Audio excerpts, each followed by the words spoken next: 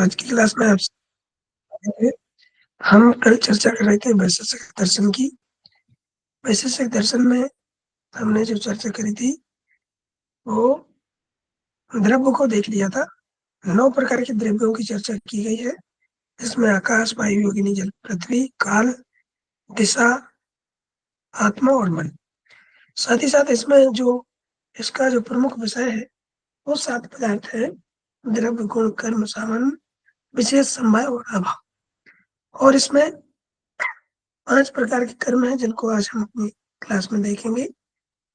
और इसके जो रचयिता है वो महर्षि कणाद हैं। इसको औलूक दर्शन भी कहते हैं। ठीक, तो ये इंट्रोडक्शन था। अभी हमने ये द्रव्य को देख लिया था, गुण को देखते हैं। गुण क्या है? वैशेषिक दर्शन में गुण को भी एक पदार्थ कहा गया है, क्योंकि 7 पदार्थ हैं। तो ये गुण भी एक प्रकार का पदार्थ है।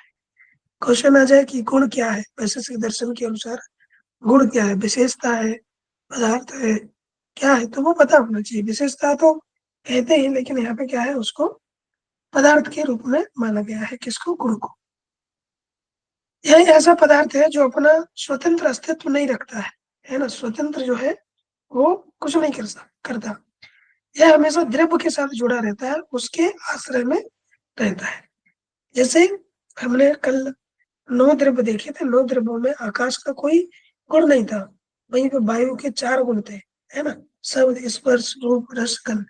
तो वो क्या है, वो गुण के अंतर्गत आता है ना। कि जो पदार्थ है, मतलब जो द्रव्य है, उसी के ऊपर ये क्या है, आधारित रहता है, उसी से जुड़ा रहता है।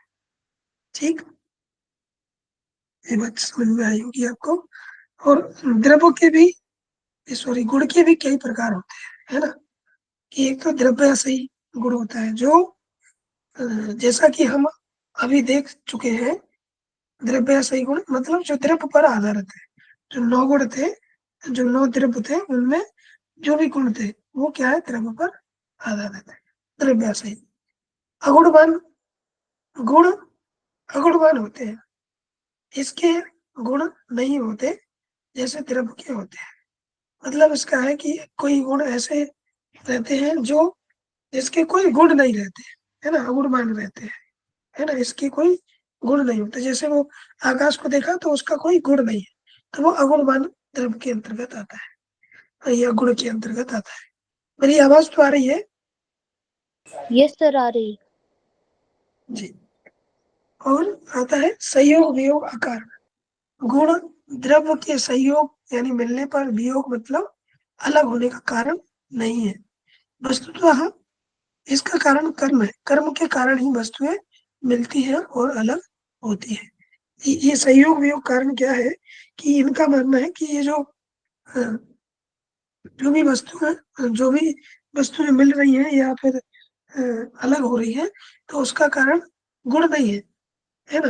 वो जो संयोग और वियोग हो रहा है वो किसकी वजह से हो रहा है? हो रहा है कर्म की वजह से, है ना। कर्म के कारण ही वस्तुएं मिलती हैं और अलग होती है। एक प्रकार अनपेक्ष भी एक प्रकार का गुण है। गुण द्रव्य पर आधारित तो अवश्य रहता है, किंतु कर्म के समय वह द्रव्य में सक्रिय नहीं होता, पर निष्क्रिय होकर रहता है ना। इसलिए इसे अनपेक्ष कहा गया है कि गुण द्रव्य पर आश्रित तो अवश्य रहता है, किंतु कर्म के समान यह द्रव्य में सक्रिय नहीं होता। जो द्रव्य है उसमें सक्रिय नहीं रहता और निष्क्रिय रहता है, निष्क्रिय रहकर ही काम करता है। इसलिए इस प्रकार के गुण को अनपेक्ष गुण के अंतर्गत रखा गया है। गुणों के भेद वैशेषिक दर्शन में 24 प्रकार के बताए हैं, है ना। ये क्या है, 24 प्रकार के गुण के भेद है। ठीक, क्या क्या है? रूप, रस, गंध, स्पर्श, संख्या, परिणाम, पृथकत्व, संयोग, वियोग, दूरी, समीपता, बुद्धि, सुख, दुख, इच्छा, द्वेष, प्रयत्न, गुण, द्रत, स्नेह, संस्कार, धर्म, अधर्म, शब्द इत्यादि। ये क्या है? 24 प्रकार के जो है वो गुण है ना। तो ये गुण की चर्चा इसमें की गई है। तो इससे क्वेश्चन कैसे बन सकता है? देखिए, रूप को देखें तो इसको थोड़ा थोड़ा समझने का प्रयास करते हैं। रूप क्या है? रूप क्या है? लाल, नीला, पीला आदि जो नेत्रों से दिखाई देता है वो रूप कहलाता है। रस समझते ही हैं आप, मीठा है, खट्टा है, चटपटा है, कड़वा है, कसैला, ये रस के प्रभेद है। गंध, सुगंध है, दुर्गंध है, क्या है? तो वो गंध के अंतर्गत आता है। स्पर्श, शीत है मतलब ठंडा है, गर्म है, तो स्पर्श से पता चलता है। संख्या, संख्या वह गुण है जिसके कारण दो या दो से तीन शब्द जो है मिलते हैं और आपस में व्यवहार करते हैं। जैसे संख्या नित्य, अनित्य, प्रत्यक्ष, अप्रत्यक्ष सभी द्रव्यों में रहते हैं, ये संख्या के अंतर्गत आता है। परिणाम, परिमाण वह गुण है जिसके कारण छोटे बड़े का भेद किया जाता है ना? छोटा कौन है, बड़ा कौन है, उसका भेद परिणाम के आधार पर किया जाता है। पृथुकत्व, जिसके द्वारा विभिन्न वस्तुओं के स्वभाव में जो भिन्नता होती है उसको जानते हैं। जैसे हम सब दिखने में, शरीर में सब एक जैसे हैं, लेकिन गुणों की वजह से अलग अलग है ना? अलग अलग बटे हुए हैं। किसी में कोई गुण है, किसी में कुछ गुण है, किसी में कुछ गुण है, तो वो पृथ्वी के अंतर्गत अंतर्गत आता है। संयोग, संयोग क्या कहलाता है? दो या दो से अधिक वस्तुएं जहाँ पर मिलती है ना, चीजें मिलती है, वो संयोग कहलाता है। वियोग, वियोग मतलब विभाग, अलग होना, ये वियोग है। दूरी, दूरी कहते हैं परत्व को। आवाज आ रही है मेरी? हाँ। जिस गुण के द्वारा आगे का ज्ञान हो वह क्या है? परत्व है। यह भी अ, ये परत्व कहलाता है ना, दैसिक और कालिक होता है दो प्रकार का। और एक होता है दूरी, दूरी के बाद समीपता। समीपता को क्या कहते हैं? अपरत्व ही कहते हैं, है ना? अपरत्व मतलब निकट, समीपता मतलब निकटता, जो निकट है वो समीपता। गुरुत्व, गुरुत्व मतलब दूरी। अब इधर गुरुत्व आ गया है ना। गुरुत्व क्या है? इसका अर्थ नीचे गिरने का गुण। जैसे गुरुत्वाकर्षण होता है तो नीचे गिरने का गुण गुरुत्व है। और द्रव, बहने या सरकने का गुण का नाम द्रव है। इसने जो अ, चिकनाई बना के रखता है ना, जैसे जल अपने शरीर में स्नेह का काम करता है। संस्कार, स्नेह के बाद आता है आपका बुद्धि, एक प्रकार का गुण है जो 12वें नंबर का है। जीवात्मा का गुण है जिसमें, जिसका अर्थ ज्ञान प्राप्त करना, ज्ञान नए अनुभवों को प्रकट करना, कभी पुराने अनुभवों की स्मृति में लाना, तो ये बुद्धि का काम है। सुख, अनुकूलता के भाव की, सुख की उत्पत्ति, सुखानु से ही लगा है ना वो। दुख, प्रतिकूलता के भाव में दुख की उत्पत्ति होती है। इच्छा, जो आपके पास वस्तु नहीं है उसको प्राप्त करने की जो अ, चाहना होती है ना, जो उत्कंठा होती है, वो इच्छा कहलाती है। दोष क्या कहलाता है? हृदय में किसी के प्रति जलन है, घृणा है, वो दोष कहलाती है। प्रयत्न क्या है? किसी वस्तु को प्राप्ति का यत्न करना, है ना? कोई वस्तु है, जैसे आपको जीआरएफ प्राप्त करना है, तो जीआरएफ प्राप्त करने के लिए आप यत्न कर रहे हैं। यत्न मतलब कोशिश कर रहे हैं, तो वो है, क्या है? अ,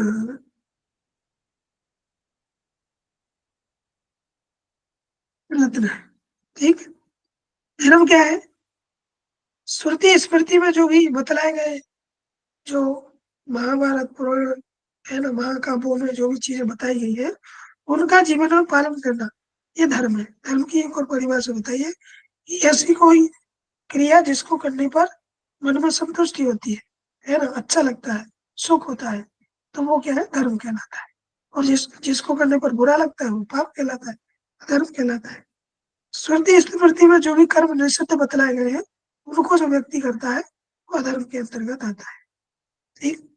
इन्हें करने से क्या हुआ? पाप की प्राप्ति होती है। और एक और बचा, वो क्या? संस्कार।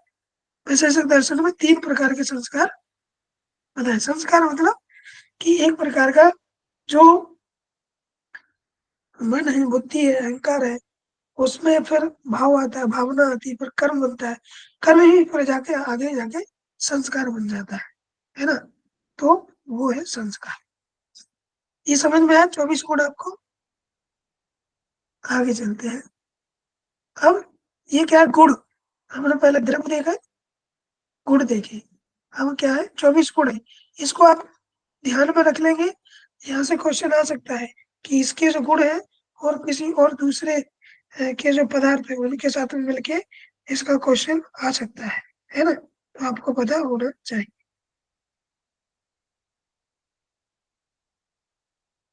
अब क्या है कि कर्म, कर्म क्या है? इस दर्शन में 7 पदार्थों की श्रृंखला का तीसरा पदार्थ जो है वो कर्म है। क्वेश्चन ऐसे भी आ सकता है कि अ, वैशेषिक दर्शन के अनुसार कर्म कितने नंबर का पदार्थ है या कितनी, तो ऐसा कुछ क्वेश्चन बन सकता है, तो आपको स्पष्ट होना चाहिए। जो गुण के समान ही अपना अपना स्वतंत्र अस्तित्व नहीं रखता, बल्कि द्रव्य पर आश्रित रहता है ना? वो क्या है? द्रव्य पर आश्रित रहता है। ये सबकी सब चीजें क्या है? द्रव्य पर आश्रित रहती है। जैसे पहले आपने देखा गुण, तो गुण भी द्रव्य पर आश्रित है, और कर्म, कर्म भी जो है द्रव्य पर आश्रित है। ठीक, क्या है? उत्क्षेपण, उत्क्षेपण मतलब ऊपर जाना। जो ऐसे कर्म होते हैं, कर्म को कहते हैं गति, है ना? कर्म को क्या कहते हैं? गति। यही द्रव्य के संयोग और वियोग का कारण है। पहले ही बताया कि कर्म के कारण ही संयोग और वियोग होता है। तो द्रव्य के संयोग से ही जो है वो, द्रव्य से ही संयोग और वियोग होता है, मतलब कर्म ही संयोग और वियोग का कारण बनता है। 5 प्रकार के कर्म यहाँ पर बताए गए हैं: उत्क्षेपण, अपक्षेपण, आकुंचन, प्रसारण और गमन। आवाज आ रही है मेरी? Yes, sir. उत्क्षेपण क्या है? उत्क्षेपण मतलब ऊपर जाना, है ना? ऊपर मतलब कि ऊपर की ओर उठना। जैसे एक तो ये कि छोटा बच्चा है, वो बढ़ रहा है, दिन उधर उसकी हाइट बढ़ रही है, तो वो क्या हो रहा है? उत्क्षेपण कर रहा है। लेकिन वैसे ही उसके व्यक्तित्व में, उसके स्वभाव में जो चीजें बन रही है, जो चीजें विकसित हो रही है, तो उत्क्षेपण के अंतर्गत आती है।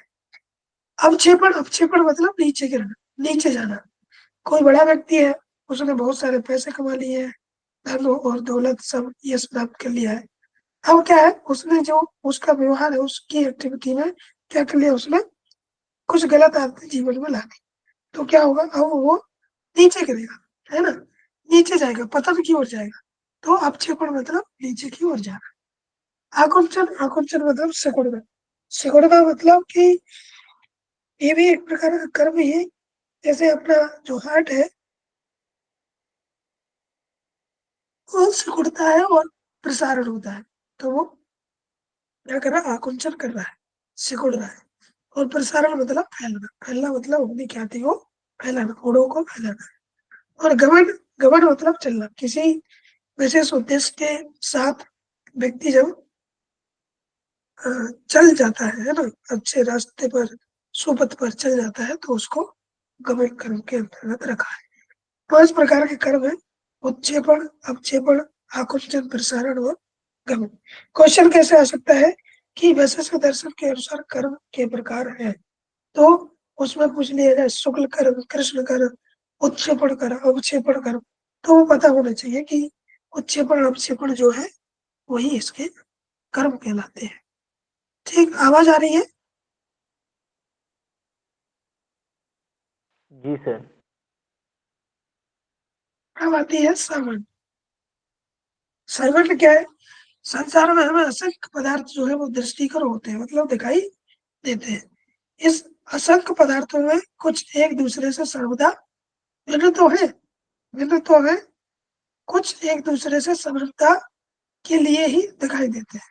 पदार्थों में समरूपता का यह गुण उन्हें एक कोटि में लाता है, जैसे राम, श्याम, सीता। तो ये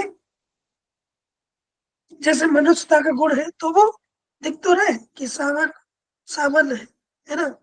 मतलब कि उनका स्ट्रक्चर एक जैसा है, सब कुछ एक जैसा है, तो वो एक जैसे दिख रहा है। राम, श्याम, सीता इत्यादि क्या है कि जो दिखने में अ, जिनके गुण एक एक दूसरे में समानता दिखाई देती है, जो भी समानता है, पदार्थों में समानता का यह गुण ही उन्हें एक कोटि में लाता है ना?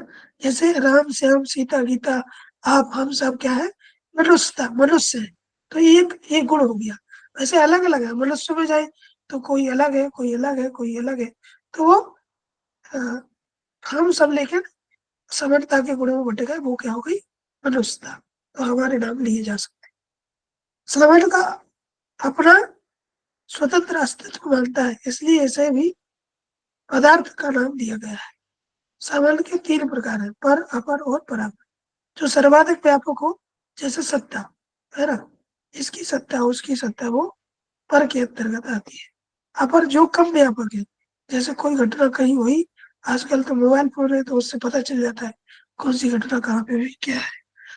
लेकिन जो कम व्यापक है, गाँव में कुछ हो जा रहा है तो वो पता नहीं चल पा रहा है, तो वो अपर के अंतर्गत, अपर सामान्य के अंतर्गत आता है।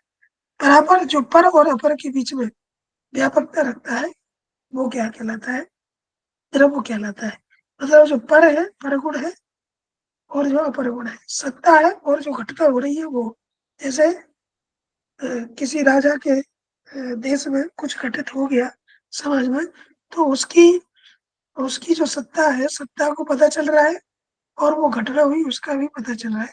तो बीच का जो कनेक्शन बन रहा है वो क्या है, बराबर है। ठीक है। सामान्य मतलब आप समझ गए सामान्य गुण को।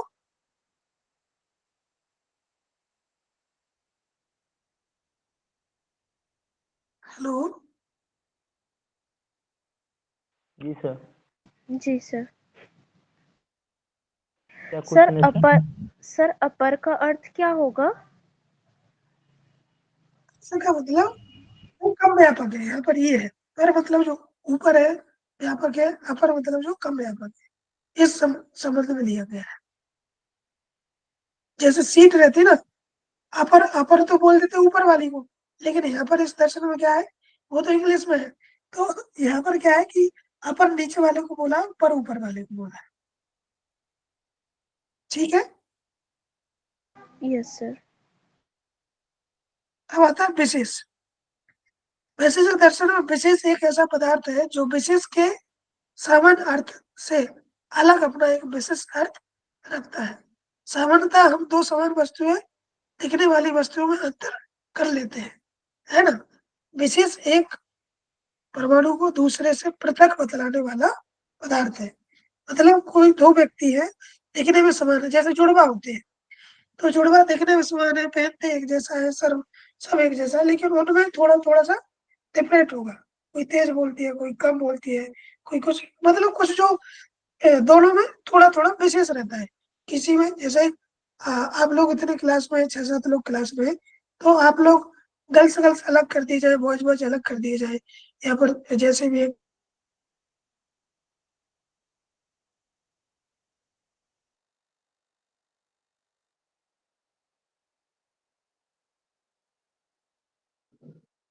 आवाज नहीं आ रही है सर। नेटवर्क सर कब हुआ?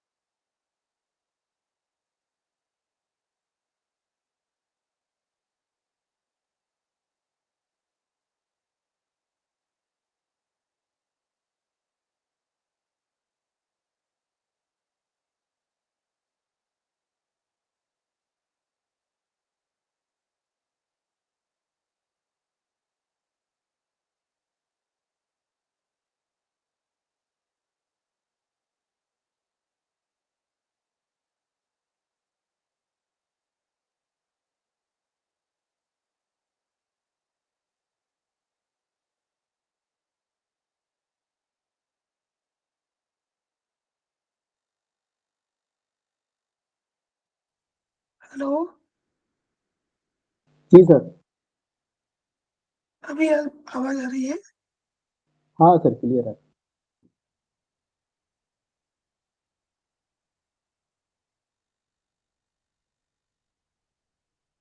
डेली डेली पता नहीं क्या होता है।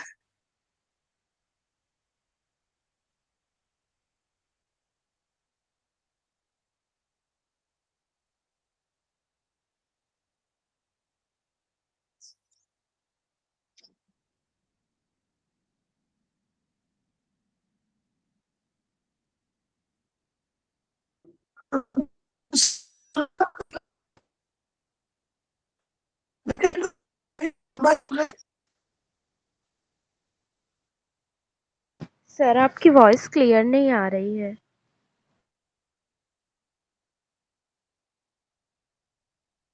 हेलो, अभी क्लियर है? जी सर। ओके। आपने देखा भी कि संभाई को देख लिया कि फिर से पढ़े? नो सर, आप स्टार्ट करना है। स्टार्ट विशेष करिए। पढ़ा रहे थे सर, विशेष पढ़ा रहे थे सर, अभी खत्म नहीं हुआ था, सामान्य तत्व था। ओके, ठीक है। संभाई विशेष मतलब पे क्या आए है? थे सर। सर जी, विशेष अभी अधूरा था। सर विशेष अभी स्टार्ट ही किया था, तब तक सर ब्रेक, आपकी ओके। नेटवर्क मैंने प्रॉब्लम हो वैसे गया। अकेले अकेले तो पढ़ा दिया मतलब इसको। चलिए फिर से पढ़ते हैं। देखिए, विशेष मतलब क्या है कि विशेष दर्शन में विशेष एक ऐसा पदार्थ है जो विशेष के सामान्य अर्थ से अलग अपना एक विशिष्ट अर्थ रखता है। सामान्यतः हम दो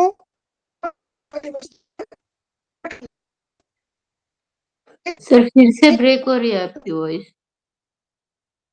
एक परमाणु को दूसरे परमाणु से पृथक बनाने वाला बताया बताने वाला पदार्थ है। अभी ठीक है?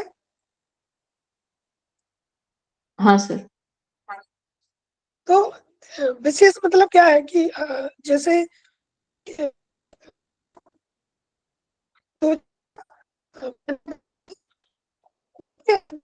उनके अंदर में भी कुछ ना कुछ विशेष गुण रहता है। आप सभी योग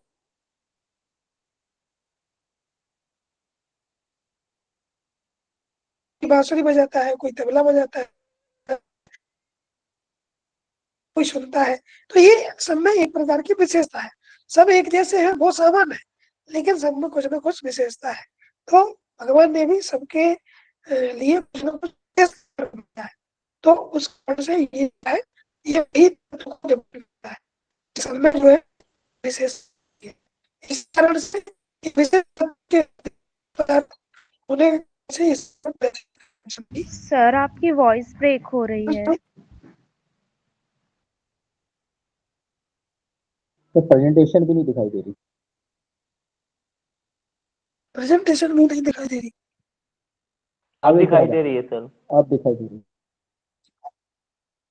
हेलो, सर आवाज भी आ रही है, प्रेजेंटेशन भी दिखाई दे रही है सर। अभी ठीक है? जी सर, अब ठीक है। हेलो, जी जी। तो विशेष मतलब वही है कि कुछ विशेष गुण है ना, आप सबके अंदर भी कोई ना कोई विशेष गुण है। तो वो किसके अंतर्गत आता है? विशेष पदार्थ के अंतर्गत आता है। ठीक है, ये समझ में आ गया आपको? अब आता है समवाय। समवाय क्या है कि संसार में हम विभिन्न वस्तुओं के मध्य अनेक अनेक प्रकार के संबंध को देखते हैं। कुछ संबंध तो क्षणिक या अनंत होते हैं, मतलब कुछ संबंध जो है क्षणिक होते हैं या अनंत होते हैं, और कुछ जो स्थायी और नित्य होते हैं। जैसे जितने भी हम दोस्तों से मिलते हैं या यारों से मिलते हैं, तो कभी कभी मिल लेते हैं, तो वो क्षणिक संबंध हो गए। लेकिन कुछ कुछ दोस्त होते हैं ऐसे कि जिससे कुछ बात भी एक दिन बात नहीं होती तो अजीब सा लगता है, तो वो एक प्रकार का संबंध हो गया, समवाय हो गया, समवाय बनाना है ना। तो इसमें क्या है, प्रथम प्रकार के संबंध को सहयोग संबंध कहते हैं, और दूसरे प्रकार के जो संबंध है उसको समवाय संबंध कहते हैं। ठीक, क्या कहते हैं? समवाय संबंध कहते हैं। समझ में आई?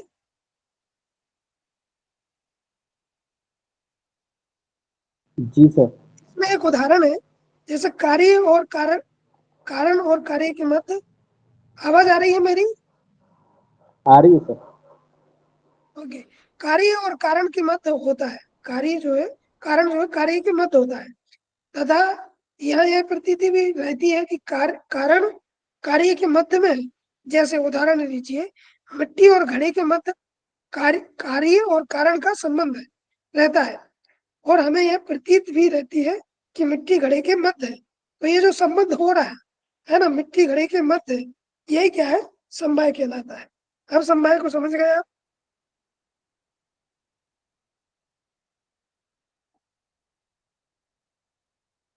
सर ये योग दर्शन जैसा है क्या, कि मतलब मिट्टी में घड़े का घड़ा छिपा हुआ है और घड़े में मिट्टी। सबकी आवाज नहीं है। सर बोल रहे हैं कि जो योग दर्शन में बताया गया सेम टू सेम वही चीज है क्या, हाँ बिल्कुल कि बिल्कुल, मिट्टी। उसी प्रकार से उसमें भी समवाय बताया है ना, वही है। जी सर। यह अब कान। आगे देखते हैं। यह संबंध उन जो उन वस्तुओं में रहता है जिन्हें पृथक नहीं किया जा सकता, जो परस्पर एक दूसरे पर आधारित है। जैसे घड़े को मिट्टी से अलग नहीं कर सकते, और मिट्टी को घड़े से अलग नहीं कर सकते, और घड़ा अलग होगा, मतलब दोनों एक दूसरे पर आधारित है। ठीक। तो ऐसा जो संबंध है वो क्या है कि समवाय कहलाता है। अब समझ में आ गया आपको समवाय का मतलब? हेलो? जी सर, जी सर, जी सर, आ गया। ओके। आगे देखते हैं। आगे क्या है, वह अभाव। अभाव क्या है? अभाव को उन्होंने स्वतंत्र पदार्थ की संज्ञा नहीं दी है। अभाव क्या है? अभाव नास्तिक शब्द का बोधक है। जैसे रात्रि में आकाश का अभाव हो जाता है, रात्रि में आकाश नहीं दिखता, आकाश में सूर्य नहीं दिखता है ना, आकाश में सूर्य नहीं दिखता, तो इसका अभाव हो जाता है। अभाव मतलब जहाँ पर कुछ नहीं है ना। अथवा अ, घड़े में पानी का ना होना भी अभाव है। ये पड़े नहीं है, घड़े में पानी का अभाव ना होना ही अभाव है। अभाव मतलब रिक्त स्थान, जहाँ पर कुछ नहीं है। ठीक। तो अभाव के मोटे तौर पर दो भेद है, एक संसर्ग का भाव, एक होता है अन्योन्य भाव, है ना। तो क्या है संसर्ग का भाव? एक वस्तु में दूसरी वस्तु के अभाव को संसर्ग का अभाव कहते हैं। जैसे चंद्रमा में गर्मी का अभाव, अब चंद्रमा ठंडा रहता है तो उसमें गर्मी नहीं हो सकती कभी, तो वो संसर्ग का मतलब एक दूसरे से जुड़े हुए हैं। अगर ये होगी तो ये नहीं होगी, और ये होगा तो वो नहीं। ऐसे ही गर्मी होगी चंद्रमा में, चंद्रमा में गर्मी नहीं होगी, गर्मी का अभाव हमेशा रहेगा।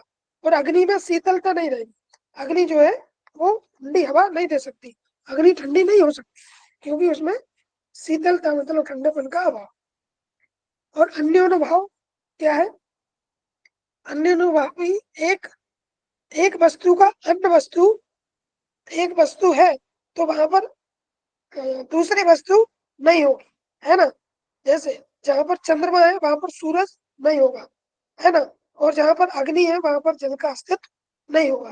तो ये एक वस्तु जहां पर रहेगी वहीं पर वहां पर दूसरी वस्तु नहीं रह सकती। तो ये हो गया अन्योन्य भाव। ठीक। तो एक है आपका अन्योन्य भाव, एक है संसर्ग भाव। ठीक। उदाहरण में क्वेश्चन आ जाए, चंद्रमा में गर्मी का अभाव किस प्रकार का अभाव है ना, या चंद्रमा में गर्मी का ना होना किस प्रकार का अभाव है, तो आपको पता होना चाहिए। ठीक। या चंद्रमा में सूरज का नहीं होना किस प्रकार का अभाव है, तो वो आपको पता होना चाहिए, संसर्ग अभाव। ठीक। अब आगे भी और अभाव के प्रकार बताए हैं। ठीक। तो ये अलग से है अभाव। एक तो होता है प्रगभाव, एक होता है प्राग भाव। प्राग भाव मतलब क्या? ये जो भेद देख रहे हैं आप, ये आप देख रहे हैं संसर्ग, ये जो अभाव देख रहे हैं, ये देख रहे हैं आप संसर्ग अभाव के भेद, है ना। संसर्ग अभाव के भी तीन भेद होते हैं, एक प्रभाव, प्रध्वंसो भाव, और एक आद्यंत भाव। ठीक। तो प्रभाव क्या है? प्राग भाव। प्राग भाव का अर्थ है कि पूर्व में अभाव, है ना, उत्पत्ति के पूर्व में ही अभाव। प्रारंभ, जैसे प्रारंभ शब्द बना है ना, उसी प्रकार से आप समझिए प्राग भाव क्या है कि कार्य की उत्पत्ति के पूर्व में ही अभाव जो है ना, उत्पत्ति के पूर्व कार्य कारण में जो अभाव है वो क्या कहलाता है, प्राग भाव कहलाता है। घड़े के प्रसंग में जैसे सुने तो उत्पत्ति के पूर्व क्या है, पूर्व मिट्टी, मिट्टी क्या है, प्राग भाव है। मिट्टी, मिट्टी से दीपक भी बन सकता है, घड़ा भी बन सकता है, और कुछ भी बन सकता है। जो मिट्टी है वो क्या है, प्राग भाव है। ठीक, समझ गए प्राग भाव को, इस संसर्ग का अभाव का वो है एक प्रकार से प्रकार। दूसरा क्या है, ध्वंसाभाव, है ना, प्रध्वंसाभाव। बना हुआ कार्य किसी ना किसी दिन अवश्य नष्ट होगा, ध्वंस हो जाएगा, प्रध्वंस हो जाएगा। जैसे घड़ी, घड़ा कभी ना कभी टूट जाएगा, है ना, गिर जाएगा। तो घड़े का यह टूटना यानी ध्वस्त होना, ध्वंस होना, यह भी अभाव दर्शाता है। तो यही क्या होता है, प्रध्वंस अभाव कहलाता है। उदाहरण में आ जाए, घड़े का टूटना किस प्रकार का अभाव है, तो आपको पता होना चाहिए। ध्वंस हो रहा है, प्रध्वंस, है ना, तो घड़े का टूटना प्रध्वंस अभाव है। एक और है, ये समझ गए, प्राग भाव और प्रध्वंस भाव। तीसरे प्रकार का जो भाव है संसर्ग का अभाव में, वो अत्यंत अभाव। अत्यंत अभाव ऊपर बताए गए दोनों अभावों की विशेषता है कि भाई पूर्णता का, पूर्णता का अभाव है, क्योंकि जहां एक का अंत हो रहा है वहीं दूसरे का प्रारंभ हो रहा है। देखिए दोनों जो ऊपर बताए गए हैं ना, दोनों को मिलकर जो बनता है वो अत्यंत अभाव बनता है। ठीक, कि एक का अंत हो रहा है तो दूसरे का उदय हो रहा है। जैसे मिट्टी, पहले मिट्टी है उसका उदय हो रहा है, प्राग भाव से मिट्टी से घड़ा बनेगा, है ना, तो वो प्राग भाव होता है। और प्रथम स्वभाव क्या है कि घड़े से वो टूट गया, मिट्टी बन गया, तो वो ध्वंस हो गया। तो ये जो दोनों का मिलन हो रहा है, मतलब एक का अंत हो रहा है, एक का आदि हो रहा है, तो यही क्या है, अत्यंत अभाव कहलाता है ना। समझ गए आप लोग।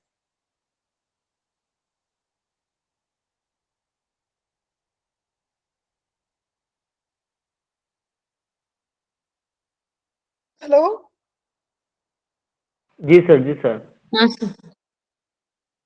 एक एक प्रकार से इसको ऐसे भी समझ सकते हैं कि जिसमें ना प्रारंभ होता है ना अंत होता है ना, ना तो इसमें प्रारंभ हो रहा है और ना अंत हो रहा है। ये मिट्टी से घड़ा नहीं बन रहा है और ना ही ये टूट रहा है, तो जो बीच में है, एक प्रकार की बीच की अवस्था में है, वो अत्यंत अभाव कहलाता है। और उदाहरण को ले सकते हैं, जैसे खरगोश में सींग का अभाव रहता है, वो खरगोश में सींग नहीं होते, तो वो क्या अभाव है उसका। बाल स्त्री जो है वो बच्चे को पैदा नहीं कर सकती, तो उसमें भी पुत्र का अभाव है। इस प्रकार से देख सकते हैं।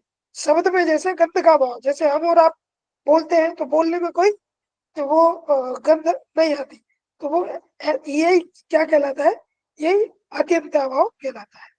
और अन्य भाव तो आपने ऊपर ही देखा कि एक वस्तु का अन्य, एक वस्तु होगी तो अन्य दूसरी वस्तु नहीं होगी, ऐसा भाव क्या कहलाता है, अन्य भाव कहलाता है। फिर चंद्रमा में सूरज नहीं होगा और अग्नि में जल नहीं। ठीक है, तो ये समझ में आ गया आपको। जी सर। हेलो, नीचे वाला क्या सर? चौथा नंबर कहाँ सर? आ गया। जी सर। आ गया सर, आ गया। ओके, आगे बढ़ते हैं। आगे इसमें ये दर्शन जो है आपको इतना ही पढ़ना था, इतने से क्वेश्चन आपको मिल जाएंगे एग्जाम में, है ना, और यही से पूछे जाते हैं क्वेश्चन। जो भी इसमें दिया गया है ना वो टू द पॉइंट आपको दिया गया है। ठीक, अगला जो दर्शन है वो है आपका मीमांसा दर्शन। क्या दर्शन है, मीमांसा दर्शन। इसको आज हम फिनिश करेंगे। तो मीमांसा मतलब क्या होता है, मीमांसा मतलब होता है आपका विवेचन करना, है ना। मीमांसा मतलब उसको जो भी है, जो भी ज्ञान प्राप्त हुआ है उसको क्या करना, अ, विवेचन करना। जो भी प्राप्त हो गया आपको उसकी मीमांसा होता है। जैसे हमने पहले में बताया था, पहली क्लास में बताया था, तत्व मीमांसा, ज्ञान मीमांसा, है ना, आचार मीमांसा।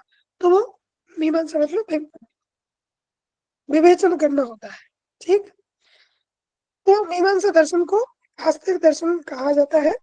मीमांसा सिर्फ वेद की प्रमाणिकता को ही स्वीकार नहीं करते, नहीं मानते, बल्कि वेद पर पूर्ण आधारित है। क्या है? वेद पर जो है पूर्ण आधारित है। आवाज आ रही है मेरी अभी? हेलो? हाँ सर। ओके। तो ये क्या है, वेद की प्रामाणिकता को स्वीकार तो करते ही है, बल्कि पूरी का पूरा जो मीमांसा दर्शन है वो पूरा जो है वेद पर आश्रित है ना। वेदांत दर्शन के दो अंग है, वेद के दो अंग है, अंग मतलब पाठ। क्या क्या है? एक ज्ञान कांड है और एक कर्म कांड है। वेद के ज्ञान कांड को ही वेदांत मीमांसा मीमांसा वेदांत दर्शन में जुड़ी हुई है, और वेद के कर्म कांड को मीमांसा दर्शन मीमांसा दर्शन से जुड़ी हुई है। तो देखिए, जो कर्म कांड है ना, जो कर्म कांड है उसको कहते हैं पूर्व मीमांसा। ठीक है, जो अभी मीमांसा पढ़ रहे हैं वो कर्म कांड प्रधान है। ठीक है। और जो आपका वेद ज्ञान पर जो आधारित है ना, वेद के ज्ञान कांड जो है वो किस पे आधार, वो क्या है? वो आपका उत्तर मीमांसा कहलाएगी। समझ में आया? उत्तर मीमांसा क्या है और पूर्व मीमांसा क्या है? पूर्व मीमांसा कर्म मीमांसा है, कर्म पर आधारित है ना, और जो ज्ञान पर आधारित है। ठीक। मीमांसा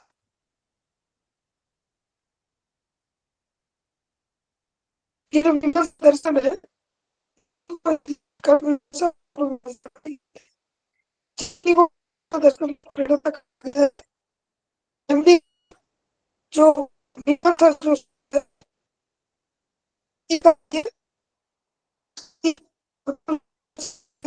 वो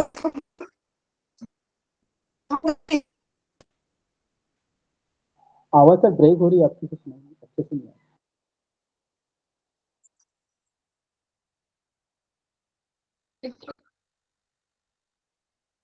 तो अभी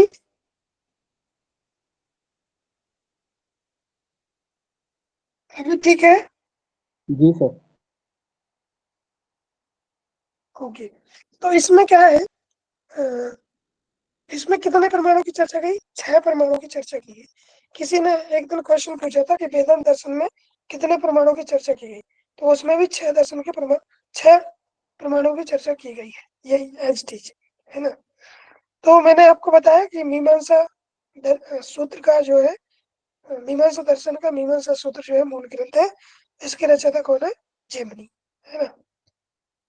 प्रमाण में 6 प्रकार के प्रमाण है। प्रत्यक्ष, जो आंखों के सामने ही घटित हो रहा है वो प्रत्यक्ष। अनुमान, हेतु मान के द्वारा जो है पता किया गया, कोई वस्तु है उसके आधार पर उसका पता किया गया तो वो अनुमान है।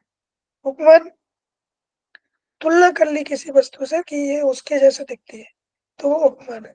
शब्द प्रमाण, जो वेद पुराण महाभारत इत्यादि में जो कथन कहे गए हैं, महापुरुषों ने कहा गया है, जो आप्त वचन है, वो क्या है? शब्द प्रमाण है। और अर्थापत्ति, अर्थापत्ति क्या है? अर्थ में आपत्ति, है ना। इन दोनों शब्दों से क्रमशः अर्थ और विषय, अर्थ मतलब विषय और कल्पना, इसलिए अर्थापत्ति कहते हैं, है ना। किसी विषय की कल्पना करना अर्थापत्ति के अंतर्गत आता है ना। कैसे? जैसे एक उदाहरण इसमें बहुत प्रचलित है, श्याम बहुत मोटा है, दिन में खाना नहीं खाता है। अब इसमें अर्थ में आपत्ति है कि नहीं, कि इतना मोटा है श्याम और दिन में खाना भी नहीं खाता है, तो रात में खाता होगा, तो अर्थ में आपत्ति हो रही है, तो क्या है? अर्थापत्ति है। अनुपलब्धि, अनुपलब्धि क्या है? कि जहां पर कुछ वो अनुपलब्धि के अंतर्गत आता है। जैसे पूरा आपने कमरा किसी का देखा है, कमरा देखा है, तो आपको पता है कमरे में टेबल रहती है, कुर्सी रहती है, पंखा रहता है, लेकिन आप किसी दूसरे कमरे में वहां पर नहीं है, है ना, तो वो क्या क्या क्या कहलाएगा, वो कहलाएगा अनुपलब्धि, है ना। वो पदार्थ उपलब्धि ना हो उसको क्या कहेंगे, अनुपलब्धि कहेंगे। समझ में आई ये बात? हेलो, सर आवाज ही नहीं आ रही थी, क्या बोल रहे थे प्रमाण पे? आवाज नहीं आ रही? नहीं सर, नहीं आ ये रही थी। आवाज तो क्या करें, अभी सही है, फिर से बता दीजिए। नहीं सही है, मैंने 10 लोगों के साथ जी टेस्ट सर, कर अभी दिया सही तब है। से। ओके, तो ये प्रत्यक्ष, अनुमान, उपमान, शब्द, अर्थापत्ति और अनुपलब्धि, ये 6 प्रकार के प्रमाण है। ठीक, प्रत्यक्ष तो जो आंखों के सामने, आंखों के सामने जो घटित हो रहा है, जिससे हम ज्ञान प्राप्त कर रहे हैं, वो प्रत्यक्ष प्रमाण है। अनुमान, उस प्रत्यक्ष से जो भी हमने सीखा उसके आधार पर किसी वस्तु को अनुमान लगा ले, है ना, अजम्पशन कर ले, तो वो अनुमान के अंतर्गत आता है। तुलना जिससे करते, कंपैरिजन जिससे कि एक वस्तु को हमने पहले उसके आधार पर पहले देखी है एक वस्तु, दूसरी वस्तु को उसके आधार पर देख के जज कर ले, तो वो अनुमान है। और उपमान है, सॉरी। शब्द प्रमाण क्या है? शब्द प्रमाण जो वेदांत महापुरुष वाक्यों में जो भी है, महापुरुष ने जो वाक्य है, आप्त वचन जो है, वो शब्द प्रमाण के अंतर्गत आता है। अर्थापत्ति, अर्थ में ही आपत्ति है ना, कि इन दोनों शब्दों के क्रमशः अर्थ है, विषय और कल्पना। इसलिए अर्थापत्ति का अर्थ है किसी विषय की कल्पना करना, है ना। जैसे हमने उदाहरण दिया था कि राम जो है, नहीं और कुछ, श्याम सुंदर जो है वो बहुत मोटा है, और वह दिन में खाना नहीं खाता है, तो हम कल्पना करेंगे कि श्याम मोटा है, दिन में खाना भी नहीं खाता है, तो वो रात में खाता होगा, तो वो क्या है, अर्थापत्ति है। ठीक है, समझ में आई अब ये प्रमाण? एक होता है अनुपलब्धि। हेलो, जी सर। अभी आवाज आ रही है? आ रही है सर, आ रही है। ओके, अनुपलब्धि क्या है? अनुपलब्धि मतलब कि जहां पर कोई उपलब्ध ना हो, है ना, जहां पर कोई उपलब्ध ना हो, वो अनुपलब्धि कहता है।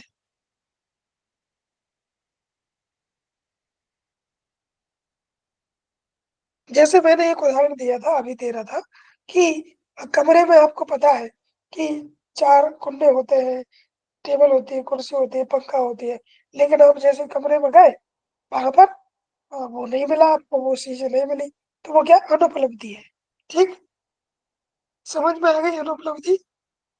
मतलब अभाव ही अनुपलब्धि है, जहाँ पर अभाव है वही अनुपलब्धि है। ठीक है, हेलो, जी हाँ सर, सर। जी सर। इसमें अब आगे आते हैं कर्म के प्रकार। जैसे अभी हमने वैशेषिक दर्शन पढ़ा, तो उसमें 5 प्रकार के कर्म थे, उत्क्षेपण, अपक्षेपण, प्रसारण, आकुंचन और गमन। ऐसे ही यहाँ पे भी 5 प्रकार के प्रमाणों की चर्चा की गई है। नित्य, नैमित्तिक, काम, निषिद्ध और प्रायश्चित। नित्य कर्म क्या होते हैं? वे कर्म जिन्हें प्रतिदिन व्यक्ति को करना ही करना पड़ता है ना। इन कर्मों से पुण्य का संचय नहीं होता, परंतु इनके नहीं करने से पाप का उदय होता है। अगर व्यक्ति नित्य कर्म नहीं कर रहा है, तो उसका पाप उदय लेगा, मतलब पाप जन्म लेगा, लेकिन पुण्य का संचय नहीं होता है ना। ये नित्य कर्म क्या है? शौच करना है, स्नान शौच इत्यादि है, भोजन करना है, व्यायाम करना है, तो ये क्या है, ये नित्य कर्म आते हैं, है ना। तो इनको नहीं करेंगे तो पाप का उदय होगा। जल्दी समय पर नहीं सोएंगे, नहीं जागेंगे, तो क्या है, बीमार पड़ेगा शरीर, है ना, तो पाप का उदय।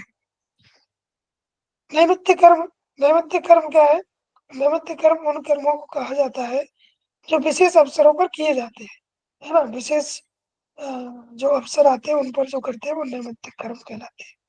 जैसे जन्मदिन आ गए, विवाह दिन आ गया, शिवरात्रि आ गई, उस पे आपने जो पूजा पठन किया, जो पाठन किया, मंत्रों का पाठ किया, वो सब क्या कहलाता है? नैमित्तिक कर्म कहलाता है ना। वो कभी कभी अवसर आता है। काम कर्म, ऐसे कर्म जो निश्चित फल की प्राप्ति के उद्देश्य से किए जाते हैं। जैसे आप नट आरोप की प्राप्ति हेतु निश्चित कर्म करना चाह रहे हैं कि हमें वो जो है करना ही करना है ना। तो जो काम मतलब एक इच्छा की प्राप्ति के लिए आप जो भी कर रहे हैं वो काम और कर्म के अंतर्गत आता है। ठीक है, फल की प्राप्ति से जो भी आप कर्म कर रहे हैं वो काम कर्म के अंतर्गत है, परंतु इसके नहीं करने पर पाप का उदय भी नहीं होगा। करेंगे तो भी अच्छा है, नहीं करेंगे तो भी अच्छा ही है। अब क्या है निषिद्ध कर्म। निषिद्ध कर्म ऐसे हैं जो वेद शास्त्रों में वर्णित किया गया है कि इनको नहीं करना चाहिए, है ना। ऐसे कर्म जिनको नहीं करना चाहिए वो निषिद्ध कर्म कहलाते हैं।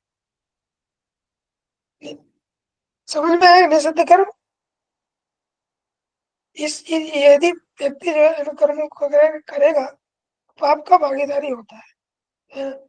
प्रायश्चित कर्म क्या है, यदि कोई व्यक्ति निषिद्ध कर्म को करता है, मतलब जो ऊपर बताए गए कर्म उनको यदि कोई व्यक्ति करता है तो उसके अशुभ फल से बचने के लिए, मतलब दुष्प्रभाव से, कुचक्र से बचने के लिए व्यक्ति प्रसादन करता है। प्रसादन मतलब उसकी आत्मा को अ, जो कोई गलती होगी वो उसके अशुभ फल से बचने के लिए जो है वो प्रायश्चित कर्म करता है। जैसे किसी से कुछ किसी से कुछ की मृत्यु हो गई, है ना, किसी जानवर की मृत्यु हो गई, तो उसके उसमें क्या है, कोई महाभारत भागवत पुराण की कथा बताता है, गीता का पाठ कराता है, तो क्या है वो उस कर्म से बचने के फल से बचने के लिए क्या कर रहा है, विभिन्न प्रकार के कर्म कर रहा है, जिसको क्या कहते हैं, प्रायश्चित कर्म कहते हैं। ठीक है, ये समझ में आया आपको। 5 प्रकार के कर्म: नित्य, नैमित्तिक, काम, निषिद्ध और प्रायश्चित। ठीक, आवाज आ रही है? हेलो। जी जी सर। सर। अभी ये इसमें भी 5 प्रकार के यज्ञों की यज्ञ की चर्चा इसमें बहुत की गई है, लेकिन यहाँ पर क्या है, 5 प्रकार के कर्मों की चर्चा है। कौन कौन से हैं? एक देव यज्ञ, पितृ यज्ञ, अतिथि यज्ञ और ब्रह्म यज्ञ और बलि विषय। देव यज्ञ क्या है?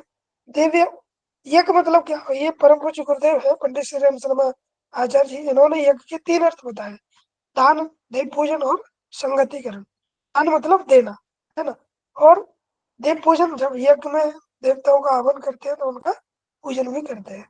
तो दान, देव पूजन और संगतिकरण मतलब एक व्यक्ति ही यज्ञ नहीं करता, हजारों व्यक्ति, करोड़ों व्यक्ति, 100 व्यक्ति, 10 व्यक्ति आकर मिल करके यज्ञ करते हैं, तो वो क्या कहलाता है, वो मतलब संगतिकरण कहलाता है। तो देव यज्ञ क्या है? देव यज्ञ मतलब होता है देना। देव यज्ञ से मतलब यहाँ पे तात्पर्य पुस्तकें वितरण करने से है ना, जो अच्छी अच्छी पुस्तक है उनको पढ़ने से है, उनको करने से। देवी का मतलब कि कुछ जो ज्ञान पद्धति है ना, उपनिषद है, महाभारत है, गीता है, उनको अपने जीवन में उतारना, उनको पढ़ना देव यज्ञ के अंतर्गत आता है। दूसरा आता है पितृयज्ञ। ये मतलब इसमें बताया है यज्ञ की प्रकार। पितृयज्ञ में क्या है कि जो घर में बूढ़े माता पिता है उनकी जो है रक्षा जो है वो वही लोग करें, मतलब कि जो बूढ़े बुजुर्ग लोग हैं उनकी सेवा उनके पोते करें, मतलब उनके पुत्र करें। पुत्र करेंगे तो वो पितृ ऋण से पूर्ण हो जाएंगे, है ना। तो ये हो गया पितृयज्ञ। दूसरा अतिथि यज्ञ, कि जो भी घर पे आ जाए उसको अतिथि सत्कार के साथ बुलाए और अ, उसका स्वागत सत्कार करना चाहिए। ये अतिथि यज्ञ के अंतर्गत आता है। हाँ, एक पंक्ति में आती है कि साधु में भूखा ना रहूं, मैं भी भूखा न जाऊं। वो वो होना चाहिए। प्रेम यज्ञ, प्रेम यज्ञ वही है, मतलब ज्ञान को बढ़ाना। तो चाहे ध्यान के माध्यम से, प्राणायाम के माध्यम से, किसी भी माध्यम से ध्यान को बढ़ाना, है ना, तो वो ज्ञान यज्ञ के अंतर्गत आता है। बलिवेश यज्ञ, बलिवेश पहले कहते थे कि बलि को कुछ मतलब बलिवेश यज्ञ क्या था कि जो जानवर है, जो गाय है, भैंस है, कुत्ता है, उसको अन्न देना। आजकल क्या है, देते नहीं, इग्नोर भी करते हैं। गाय पे घर, अगर घर के द्वारे पर गाय आ जाए तो उसको भगा देते हैं। लेकिन पहले ऐसा नहीं होता था। प्राचीन समय में गाय आती ही मतलब कि बड़ा सौभाग्यशाली घर परिवार है। तो गाय को आपने रोटी भी खिला दी तो और अच्छा बन जाता है, अच्छा हो जाता है। तो इसलिए पूछा ये क्या होता है, बलि में यज्ञ होता है। ठीक है, समझ में आई? देव यज्ञ, प्राण यज्ञ, बलि में यज्ञ करने चाहिए। ठीक है, जी सर, ये महायज्ञ के अंतर्गत है ना सर? जी महायज्ञ लिखा है ना सर, महायज्ञ के अंतर्गत आएगी ना? आपकी वॉइस नहीं है। मैंने कहा सर, ये महायज्ञ लिखा है ना सर ऊपर, तो उसी के अंतर्गत आएगी ना हाँ, चारों बिल्कुल, ये महायज्ञ के अंतर्गत आते हैं। ब्रह्म यज्ञ, पितृयज्ञ, अतिथि यज्ञ, बलिवेश यज्ञ। बलिवेश यज्ञ में बलि देना नहीं है। बलिवेश में मतलब उनको जानवरों को खाना खिलाना है, उन्हें भोजन देना है, रोटी देना है, वो बलिवेश यज्ञ के अंतर्गत आता है। ये 5 प्रकार के यज्ञ थे। अब इसमें जो है एक बड़ा ही एक क्वेश्चन एक बार आया था, इसमें क्या है, सिद्धांत क्या है, अपूर्व का सिद्धांत है ना। ये सिद्धांत का आप एक चैप्टर बनाइएगा, किसमें का किसका सिद्धांत है। जैसे हम पहले बता चुके, ये जो बौद्ध दर्शन है वो क्षणिकवाद पे चलता है, एकांतवाद पे चलता है, कहीं कहीं पर जो एकांतवाद पे चलता है। कुछ जो है वो द्वैतवाद है, अद्वैतवाद है, कुछ सांकरीयवाद है। तो वो इसमें लिख दे, है ना। तो इसमें इसका भी सिद्धांत है ना, अपूर्व का सिद्धांत। ऐसी स्थिति जिसमें कर्म और एवं कर्म के बीच एक अदृष्ट अलौकिक कड़ी मानना आवश्यक है। यही अपूर्व है। मतलब कर्म और कर्म के फल के बीच एक अदृष्ट अतिलौकिक लौकिक कड़ी मजबूत बनना आवश्यक है। यही क्या है, अपूर्व कहलाता है। अपूर्व का मतलब हुआ कि जो पहले नहीं था, है ना, जो अभी है, तो वो अपूर्व कहलाता है। पूर्व और अपूर्व से समझे। पूर्व मतलब जो पहले था, अपूर्व मतलब जो पहले नहीं था। ठीक है, समझ गए आप लोग पूर्व और अपूर्व। तो अपूर्व का सिद्धांत इसमें दिए गए है।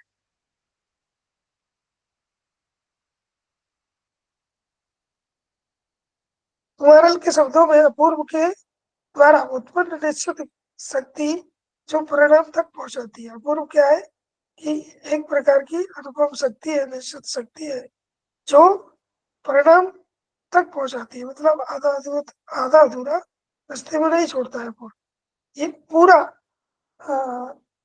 जो है पूरा परिणाम तक पहुंचाता है का सिद्धांत। समझ में आया अपूर्व का सिद्धांत?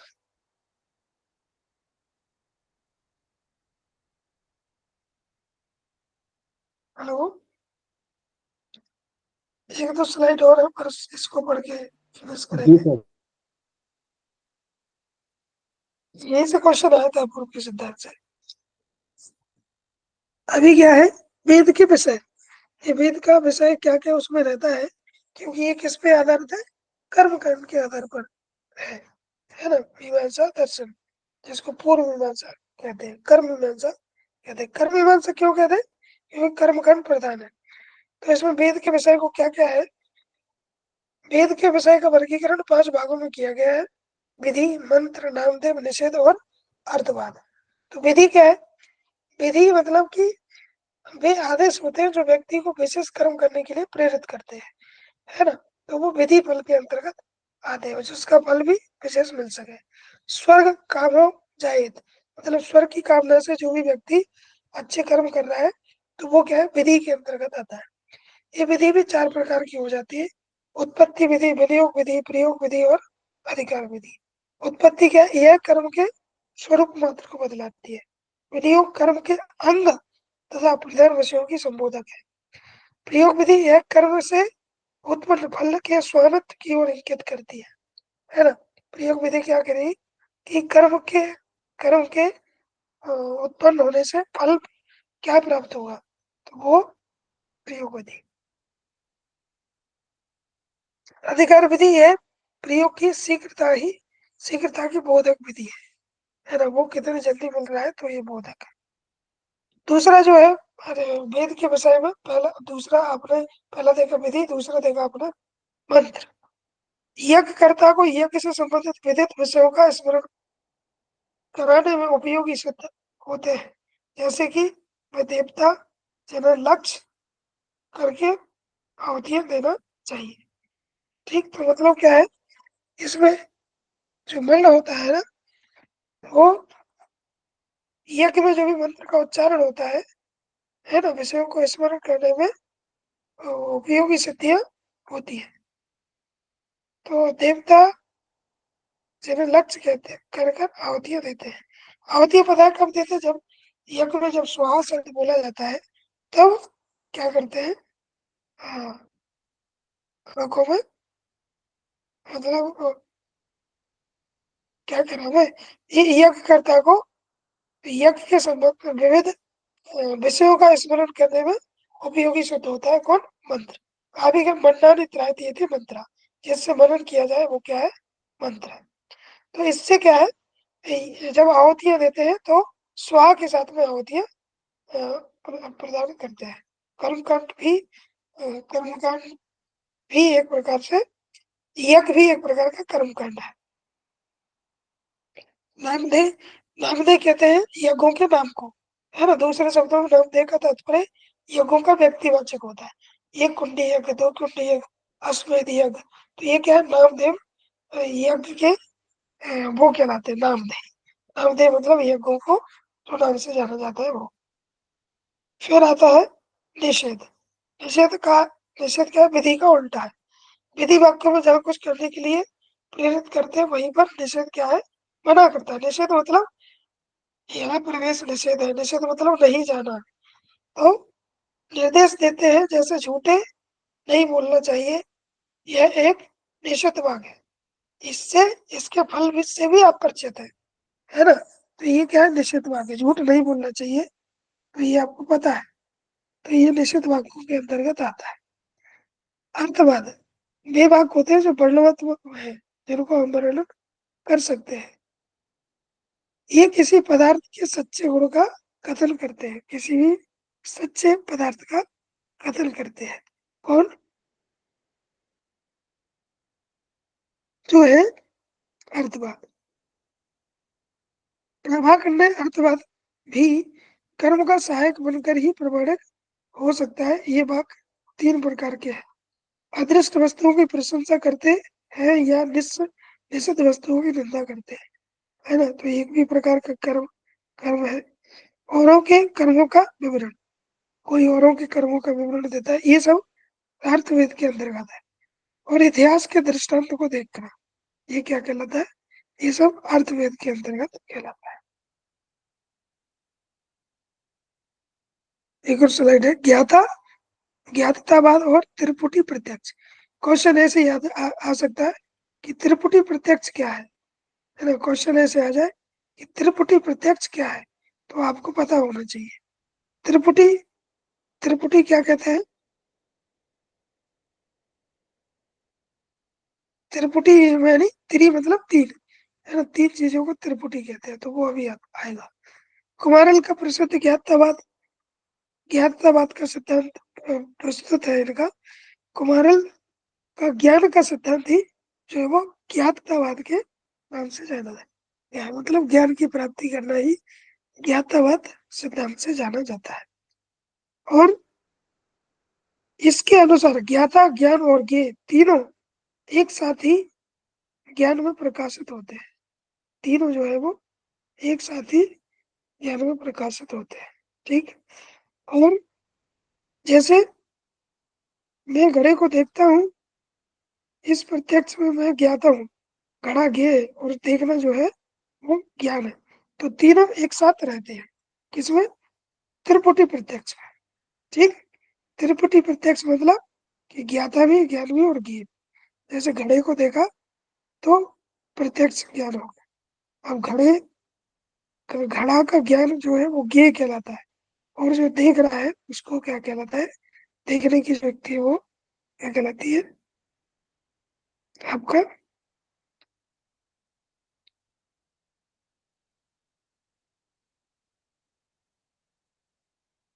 नो, त्रिपुटी प्रत्यक्ष कहलाती है। बोल नहीं रहे आप लोग, मैं सोच रहा बोलेंगे। जी जी। हेलो, आवाज आ रही है? हाँ हाँ हाँ। समझ में आया? ज्ञातवाद और त्रिपुटी प्रत्यक्ष। त्रिपुटी मतलब तीन चीजें, त्रिपुटी, है ना? कौन कौन सी तीन चीजें? ज्ञाता, ज्ञान और ज्ञेय। इस प्रकार से आपने मीमांसा दर्शन को देखा और आपने वैशेषिक दर्शन को भी, वैशेषिक दर्शन की भी चर्चा आपने करी थी। संख्या तो कमी बची। जी, अभी किसी की कुछ क्वेरी हो तो आप पूछ सकते हैं।